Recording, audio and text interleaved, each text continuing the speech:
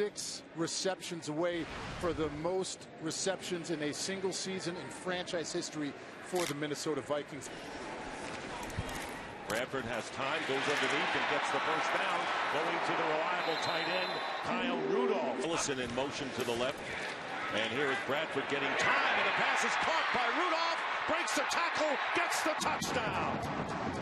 Whether Rudolph crossed the goal line, the ball was kind of behind him, and the knee close, very close there, range. Bradford with a lot of time, and this pass is going to be ruled a catch from the 16. Sam Bradford's pass caught by Rudolph, and the tight end setting team records today.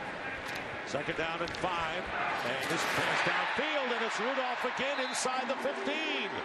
Great throw and catch. Freeman on the tackle, and the Vikings threatened right now.